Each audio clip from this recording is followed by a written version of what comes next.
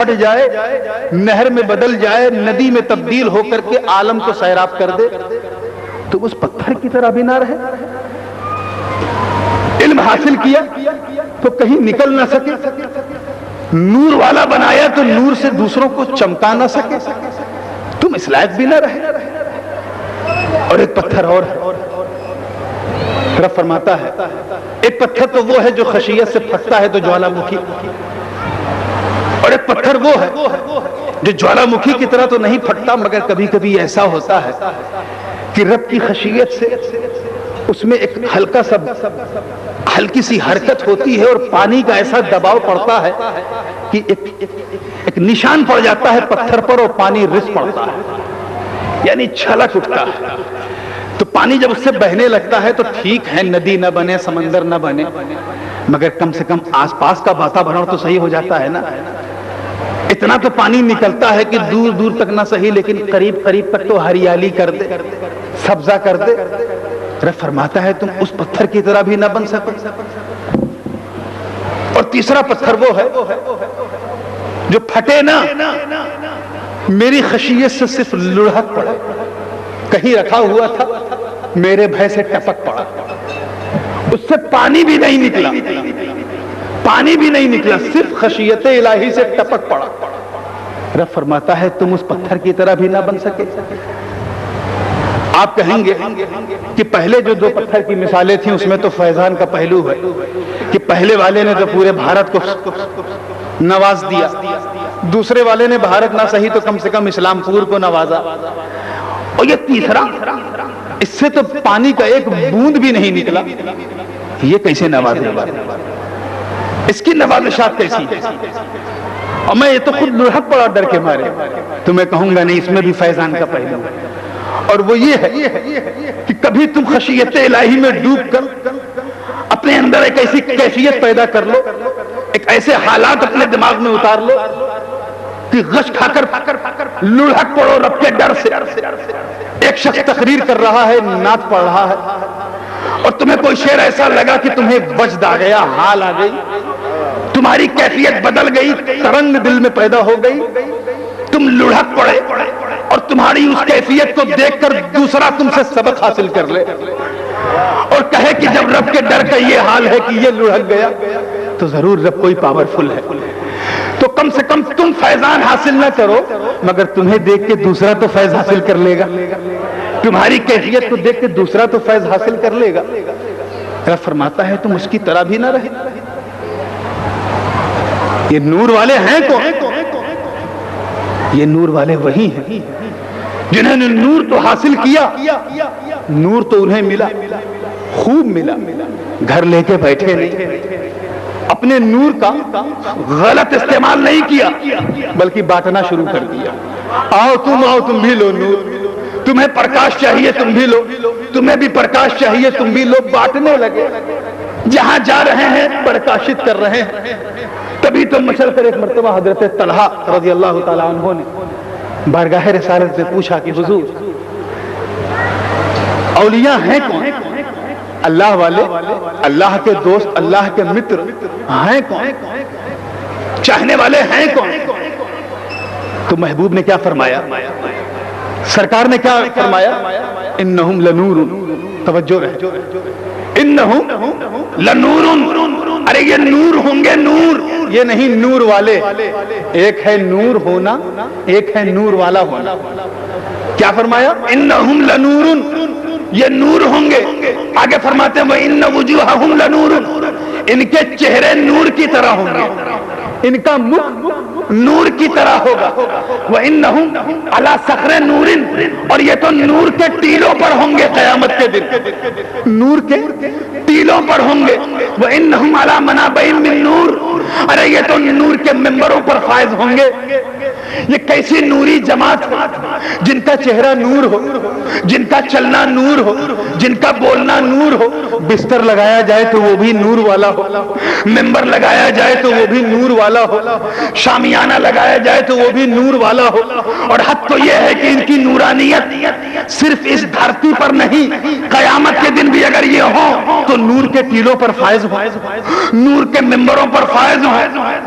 تبھی تو ایسی مقدس جماعت کے لیے وہ اہل نور، اگر گھر والا ہے تب بھی نور ہے، نور والا ہے، مگر اگر گھر والا ہے میرے دوستوں تو ڈبل نور والا ہے۔ ایک گھر کا نور، ایک در کا نور، ایک حامل نور ہونے والا نور، قاسم نور ہونے والا نور، اور ایک گھر والا نور۔ میرے دوستو بات بڑی مشہور ہے، مگر اس واقعے کو سنا کر کے میں اپنی گفتگو کو تیزی کے ساتھ سمیٹتا ہوں۔ میری ماں بہنیں بیٹھی ہیں، ان کی توجہ اس خاص نقطے کی طرف چاہوں گا، انہی سے متعلق یہ مسئلہ ہے۔ دنیا کی کوئی بھی عورت ہو، علماء کی توجہ چاہوں گا، کوئی بھی عورت، علماء اچھی طرح جانتے ہیں کہ 30 دن نماز نہیں پڑھ سکتی۔ پڑھ سکتی ہے؟ امپاسبل ہے۔ اگر وہ حاملہ نہیں ہے، پیٹ میں بچہ نہیں ہے، تو 30 دن نماز پڑھنا اسمبھو ہے، کیونکہ ہم جانتے ہیں اچھی طرح سے کہ ہماری ماں بہنوں کی کچھ دن ایسے آتے ہیں جب وہ اس کنڈیشن، اس حالت میں نہیں ہوتی کہ وہ نماز پڑھے، ہے کہ نہیں؟ وہ حیض کا خون مانع صلاۃ ہے، جس کی وجہ سے وہ نماز روزہ نہیں رکھ سکتی۔ مگر میری ماں بہنیں گھبراؤ مت، وہ خون گندا ضرور ہے مگر بڑا قیمتی ہے، وہ خون ناپاک ضرور ہے مگر بڑا اہم ہے۔ یہ بات بالکل ٹھیک ہے کہ وہ خون روزے سے روکتا ہے، نماز سے روکتا ہے، مگر بڑا قیمتی ہے۔ ہمیں وہی خون اگر نہ ہو تو عورت ماں نہیں بن سکتی۔ وہی خون جب ماں جب بنتی ہے عورت، پیٹ میں بچہ ہوتا ہے تو وہی خون ڈائیورٹ ہو جاتا ہے اور بچے کی غذا بن جاتی ہے۔ اسی خون سے بچے کو اناج غذا ملتی ہے، جس کے بعد وہ بچہ بڑھتا ہے، بڑھتے بڑھتے اس حالت تک ہوتا ہے کہ پیدا ہونے والی کنڈیشن میں آتا ہے۔ وہ خون کوئی معمولی نہیں ہے، ہمیں اس خون کا تخلیق آدم میں بڑا رول ہے۔ اگر وہ خون نہ ہو تو انسان پیدا ہونا بند ہو جائے۔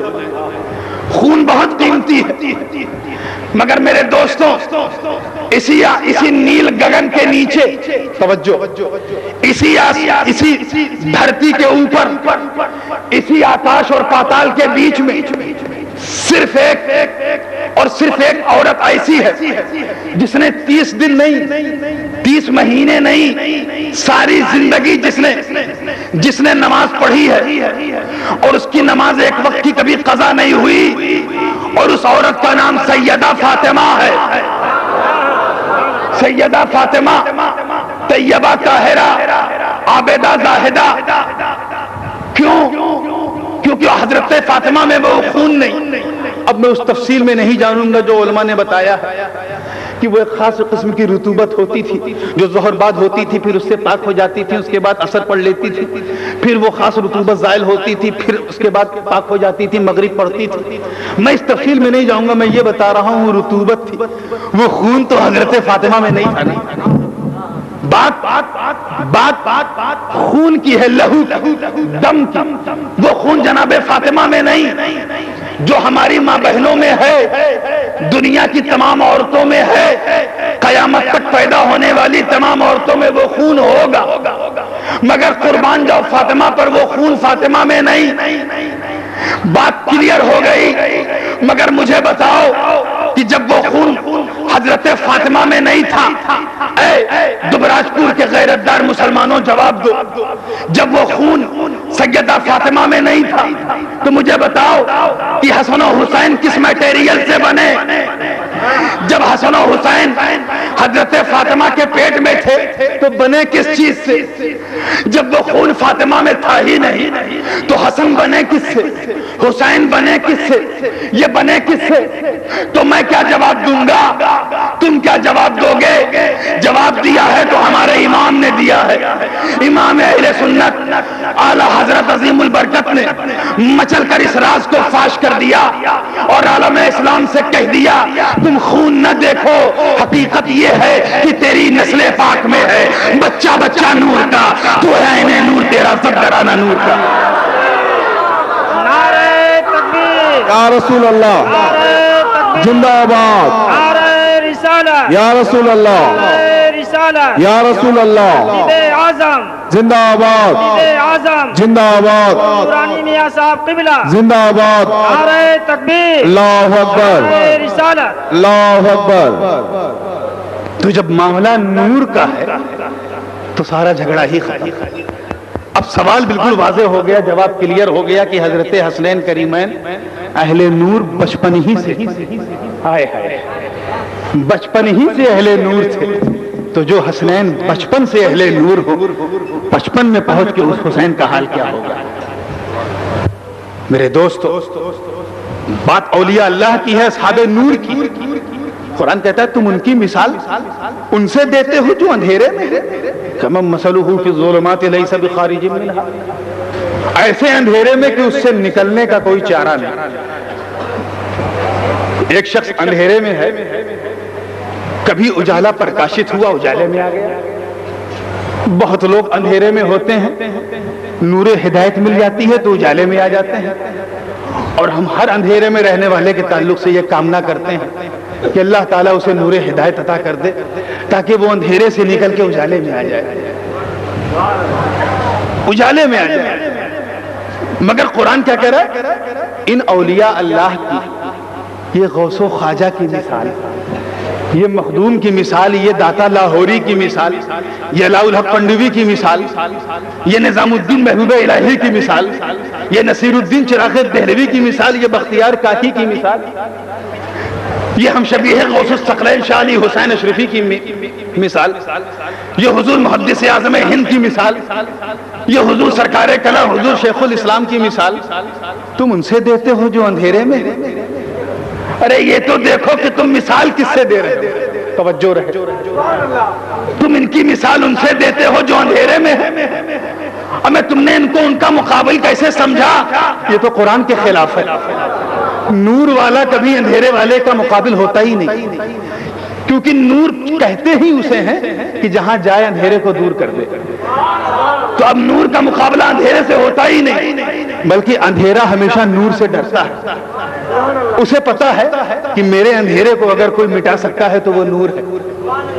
اسی لیے رات کی تاریکی میں جو لوگ خاموشی سے کسی کا سامان کھینچ لیتے ہیں، وہ چور سورج سے بہت ڈرتے ہیں کہ کہیں ایسا نہ ہو یہ نکلے، اس کا پرکاش دھرتی پر پڑے، دھرتی پرکاشت ہو اور اس کے پرکاش کی ایک کرن مجھ پر پڑے اور مجھے لوگ پہچان لیں اور کہہ دیں چور جا رہا ہے، تو پرکاش سے ڈرتے ہیں۔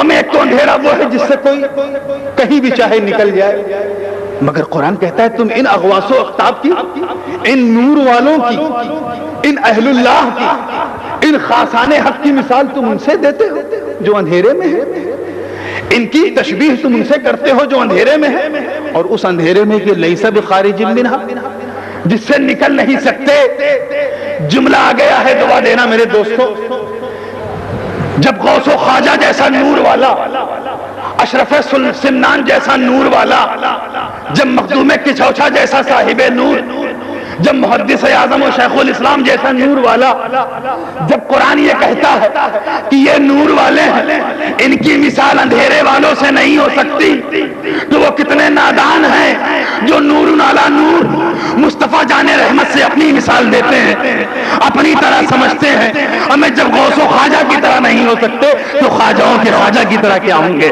اللہم صلی علی سیدنا مولانا محمد وعلی آل سیدنا مولانا محمد مبارک وسلم، صلاۃ و سلام علیک یا رسول اللہ۔ میاں بات زبان سنبھالنے کی ہوتی ہے، ادب و احترام کی ہوتی ہے۔ اہل نور کا انداز دیکھو، حج میں ایک خطبہ حضور نے دیا، خطبہ منا، ایک منا میں بھی خطبہ دیا تھا، اسے خطبہ منا کہتے ہیں۔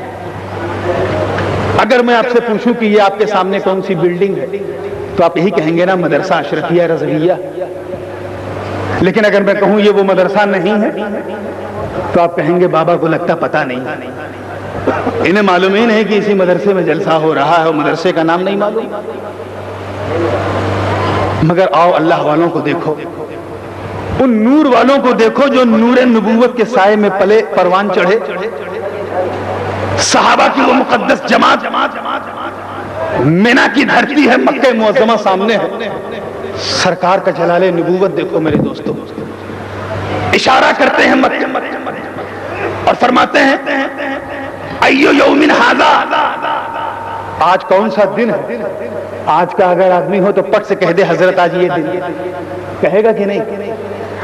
اور میں 10ویں ذی الحجہ کو پوچھ رہا ہے، 8ویں ذی الحجہ کو ایو یوم ھذا، حج کے دن تو سب کو تاریخ یاد رہتی ہے، اور پھر صحابہ کو نہ یاد رہے کہ آج 8ویں ذی الحجہ؟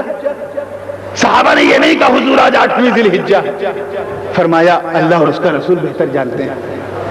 آئے قربان جاؤ صحابہ کے انداز بیاں پر، کیونکہ نور وحدت کا جام پیا، نور نبوت کے سائے میں پروان چڑھے ہیں، کہا اللہ اور اس کا رسول جانے۔ سرکار مسکرایا، فرمایا ایو شہر ھذا، یہ کون سا مہینہ؟ ساری دنیا کو پتا تھا کہ یہ ذی الحجہ کا مہینہ، حج کا مہینہ ہے، ذی الحجہ کا مہینہ، مگر صحابہ نے یہ نہیں کہا، ابو بکر و عمر عثمان و حیدر نے یہ نہیں کہا یہ ذی الحجہ ہے، کہا حضور کو بہتر پتا ہے، حضور کو بہتر پتا ہے، اللہ و رسولہ اعلم، اللہ اور اس کا رسول بہتر جانتے ہیں۔ تیسرا سوال حضور نے مچل کر نگاہ نبوت کو مکہ معظمہ کی سرزمین کی طرف انگلی کے اشارے سے کہا ہے، لوگوں بتاؤ ایو بلد ھذا، یہ کون سا شہر ہے؟ تو شہر تو سب جانتے ہیں، یہ مکہ مکرمہ ہے، یہ وہ شہر ہے نبی جہاں آپ پیدا ہوئے، یہ وہ شہر ہے جہاں آپ تولد پذیر ہوئے، یہ وہ شہر ہے جہاں نور نبوت طلوع ہوا، یہ وہ شہر ہے جہاں قرآن کی پہلی آیت اقرا نازل ہوئی، مگر لوگوں نے یہ نہیں کہا حضور کو بہتر پتا ہے یہ کون سا شہر ہے۔ میرے دوستو، ادب اور احترام کی انتہا اپنے چرم سیما پر تھی، زمین و آسمان شرما گئے کہ غلامی کا حق جیسا صحابہ نے ادا کر دیا ہم کیا ادا کریں۔ زمین نبی کے لیے پھٹ کر بھی یہ سوچ رہی ہے کہ ہم ویسے غلام نہیں جیسے یہ ہیں، آسمان چاند کے ٹکڑے ہوتا ہوا دیکھتے ہوئے بھی یہ محسوس کر رہا ہے ہم ویسے اخلاص و محبت والے نہیں جیسے صحابہ ہیں۔ مگر ایک مچلتے ہوئے عاشق رسول صحابی نے پوچھا، حضرت طلحہ سے پوچھا ہے طلحہ یہ بتائے آپ تو جانتے تھے، آپ لوگوں کو پتا تھا، آپ نے کیوں نہیں کہا کہ حضور کے سوالوں کا جواب کیوں نہیں دیا؟ یہ کیوں نہیں کہہ دیا کہ آج کون سا مہینہ ہے؟ اس کا جواب کیوں نہیں دیا کہ آج کون سا دن ہے؟ آپ نے اس کا جواب کیوں نہیں دیا کہ یہ کون سا شہر ہے؟ تو قربان جاؤ صحابی کے زبان پر، ان کے انداز بیاں پر، نور والوں کی گفتار پر قربان جاؤ مسلمانوں، برجستہ زبان حال سے گویا ہوئے اور کہتے ہوئے نظر آئے، سن میری کیا مجال کہ میں بارگاہ نبوت میں کہوں، میرا وجدان کہتا ہے، میں قسم کھاتا ہوں اس رب کی جس کے قبضے قدرت میں میری جان ہے، اگر محمد عربی کے سامنے میں یہ نہ کہہ دیتا تو گستاخی ہو جاتی، اور کہیں ایسا نہ ہوتا کہ میں کہتا آٹھ ذی الحجہ ہے اور مصطفیٰ کہتے 8-10 محرم ہے، تو بخدا وہ 8 ذی الحجہ 10 محرم بن جاتا۔ میں نے اس لیے نہیں کہا یہ کون سا شہر ہے کہ اگر میں یہ کہتا کہ یہ مکہ مکرمہ ہے اور نبی کہتے نہیں یہ مدینہ ہے تو بخدا مکہ مدینہ بن جاتا۔ میں نے اس لیے نہیں کہا کہ یہ مہینہ ذی الحجہ کا ہے، مگر نبی کہہ دیتے کہ یہ ذی الحجہ نہیں ربیع الاول ہے تو بخدا وہ ربیع الاول بن جاتا۔ یہ نور والے ہیں، نور والوں کے غلام ہیں، سمجھ گئے جو چیز مرشد نے کہہ دی وہ حرف آخر ہے، چونو چرا کی ضرورت نہیں میرے دوستوں۔ اور پھر اگر مرشد محقق ہو، مرشد اگر محدث ہو، مرشد اگر مفتی ہو، مرشد اگر پیر کامل ہو، مرشد اگر علامۃ الدہر ہو، مرشد اگر شیخ الاسلام والمسلمین ہو تو پوچھنے کا سوال ہی نہیں، انہوں نے کہہ دیا یہ جائز، ہم نے کہا جائز، کہا یہ کفر، ہم نے کہا کفر۔ نعرہ تکبیر، نعرہ رسالت، حضرت شیخ الاسلام، حضرت شیخ الاسلام، پیر ہمارے، پیر ہمارے، نعرہ تکبیر، نعرہ رسالت، یا رسول اللہ۔ یہی وہ نور والے ہیں میرے دوستوں، میدان قیامت میں سب کو جانا ہے، سورج کو سوا نیزے پر سب کو دیکھنا ہے، اس کی تپش، حدت اور حرارت کو سب کو محسوس کرنا ہے۔ آخری جملہ نصیحت کا بول رہا ہوں، اسے دل میں بسا لو، اگر ہم نے کسی نور والے کے دامن کو پکڑ لیا تو نہ یہاں محروم نہ وہاں محروم۔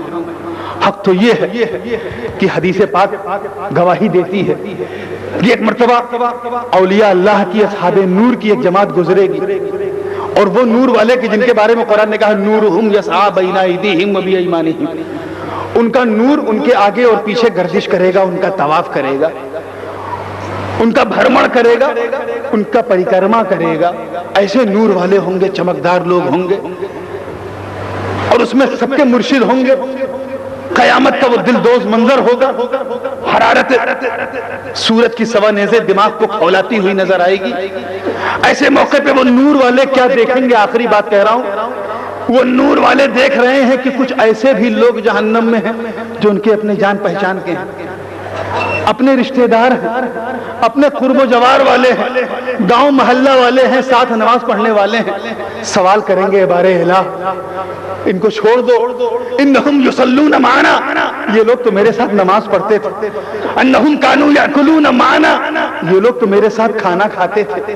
انہم کانوا یحجون ویطوفون بیتک الحرام معنا، یہ لوگ تو میرے ساتھ حج کرتے تھے اور تیرے گھر کا طواف کرتے تھے، میرے ساتھ ہم نشین ہوتے تھے. یہ تو میرے جوار والے ہیں، میرے اپنے ہیں. نور والوں کا صدقہ دیکھو، رب فرمائے گا اخرجہم من عرفتہم، اے نور والے تو نے اپنی عبادت سے مجھے اپنا ایسا میرا ایسا بندہ بن گیا ہے کہ جب میں حکم دیتا ہوں اخرجہم، نکال لو ان کو جنہیں تم پہچانتے ہو، جنہیں تم جانتے ہو، انہیں جہنم سے نکال لو، کھینچ لو.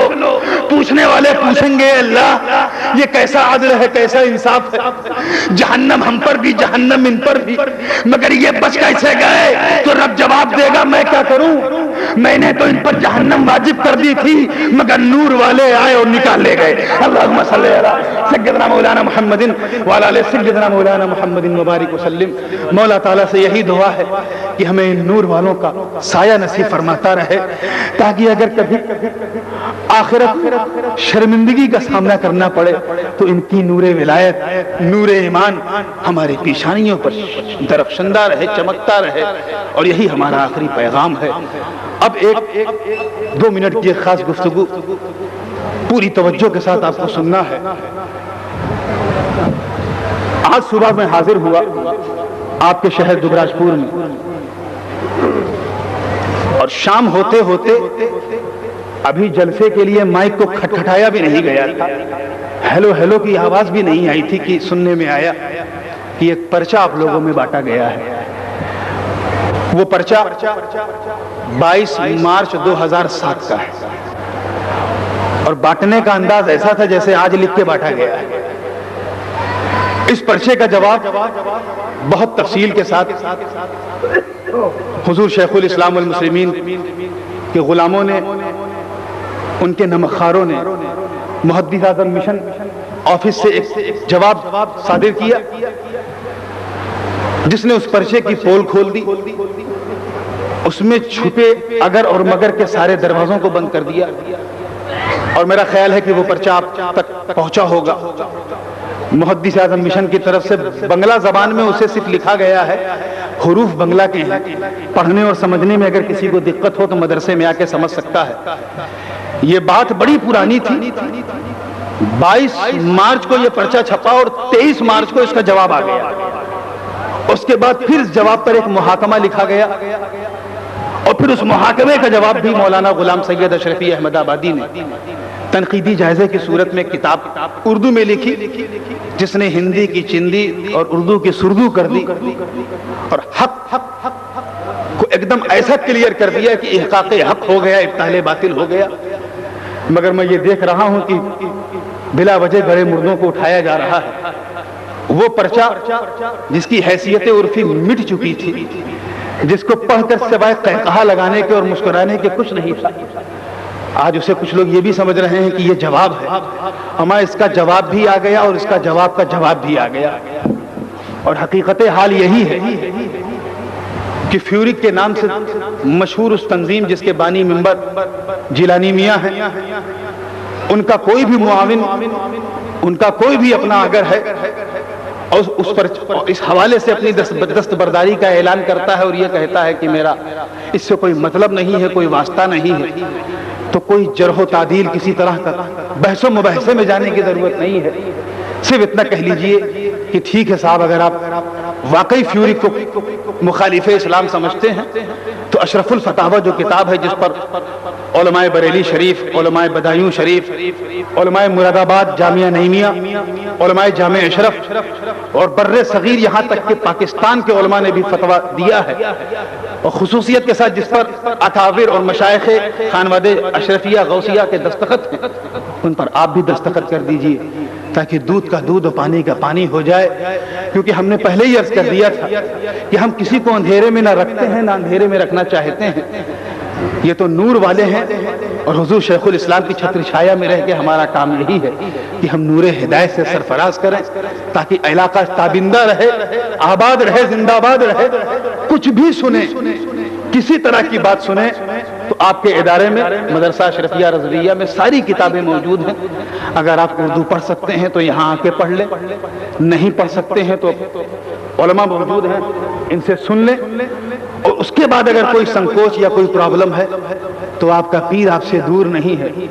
اب تو ٹیکنالوجی اپنے چرم سیما پر ہے. 10 ڈیجٹ کا نمبر آپ نے لگایا اور حضرت سے بات ہو گئی اور سارا مسئلہ کلیئر ہو جائے گا.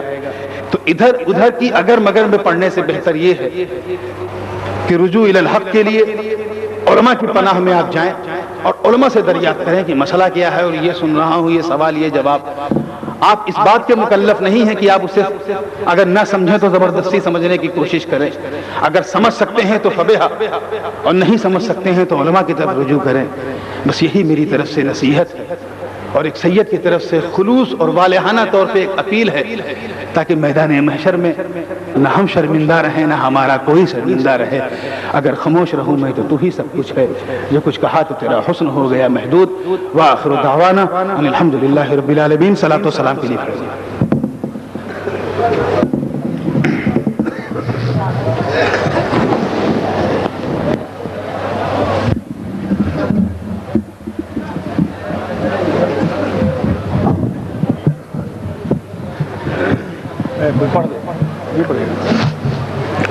یا نبی سلام علیکہ، یا رسول سلام علیکہ، یا حبیب سلام علیکہ، صلوات اللہ علیکہ. تخت والے، تاج والے، حکم والے، راج والے، بے کسوں محتاج والے، اے میرے معراج والے. یا نبی سلام علیکہ، یا رسول سلام علیکہ، یا حبیب سلام علیکہ، صلوات اللہ علیکہ. کوئی نیکی بننا آئی، عمر کھیلوں میں گوائی، اب ستاتی ہے جدائی. یا رسول اللہ دعائی، یا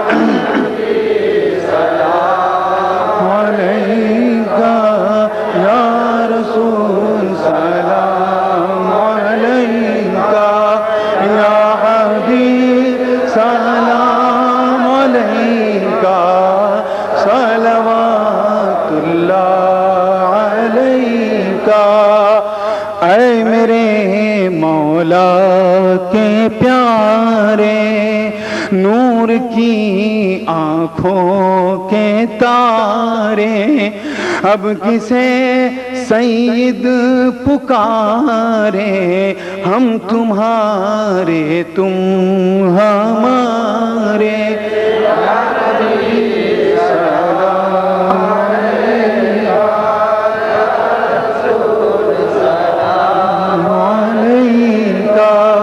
یا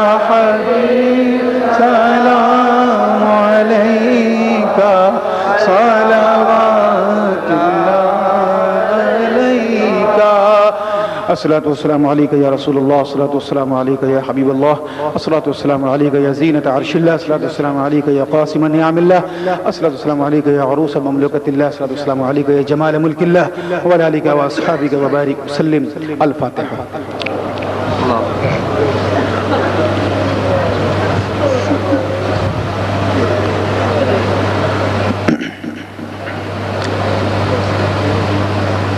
خدا بندہ ملکہ بادشاہ کریمہ کار سازا بندہ نوازا بے نیازا، اے فضل فرمانے والے فضل فرما، اے کرم فرمانے والے کرم فرما، ہم سب کو سچا پکا سنی صحیح العقیدہ مسلمان بنائے رکھ مولا، اپنے حبیب کی غلامی ہی میں زندہ رکھ، اپنے مصطفیٰ ہی کی غلامی میں موت نصیب فرما۔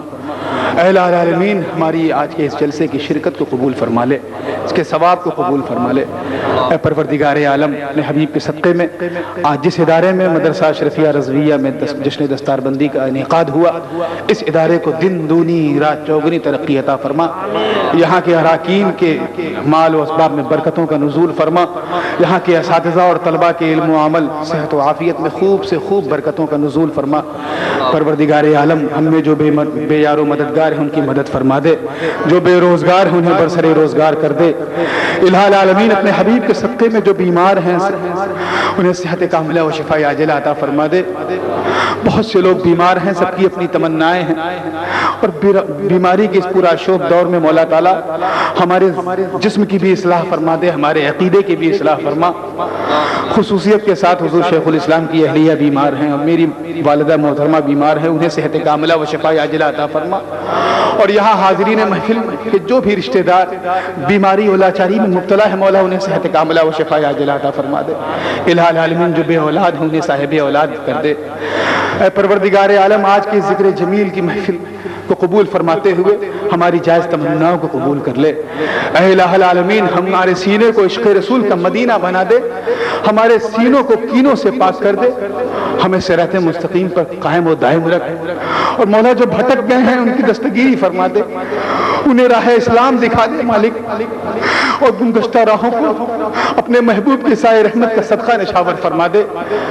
اللہم امیتنا مادحین واحینا مادحین واحشرنا فی زمرۃ المادحین، اللہم امیتنا ذاکرین واحینا ذاکرین واحشرنا فی زمرۃ الذاکرین، اللہم احینا حامدین وامیتنا حامدین واحشرنا فی زمرۃ الحامدین، اللہم ربنا آتنا فی الدنیا حسنہ وفی الآخرۃ حسنہ وقنا عذاب النار وقنا عذاب القبر وقنا عذاب الحشر وقنا عذاب الدین وقنا عذاب الدارین، ربنا تقبل منا انك انت السميع العليم وتب علينا انك انت التواب الرحیم۔ پروردگار عالم، مجھے اور جہاں بھی حاضرین محفل ان کی جو بھی تمنائیں ہیں ان کو ان کے پیر کے صدقے میں پوری فرما دے، کرم فرما دے، خصوصیت کے ساتھ حضور شیخ الاسلام کا صدقہ ہم سب پر نشاور کر دے۔ آج کوئی خالی نہ جائے تیرے در سے، تیرا ذکر کیا ہے، رات میں جاگے ہیں تو ذکر کا پھل بھی عطا کر دے۔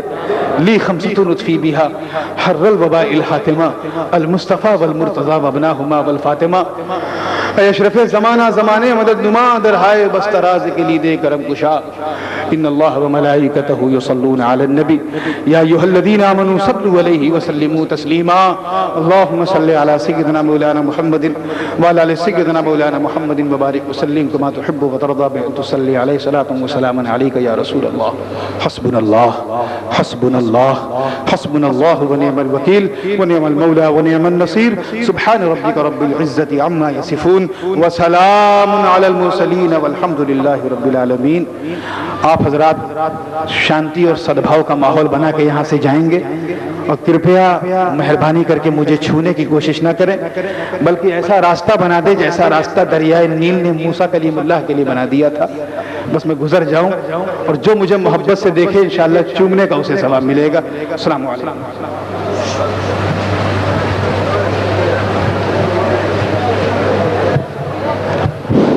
کوئی بھی شخص حضرت سے ٹچ نہ کریں گے، حضرت کو کوئی چھونے کی کوشش نہ کریں گے، حضرت کو اطمینان کے ساتھ جانے دیں۔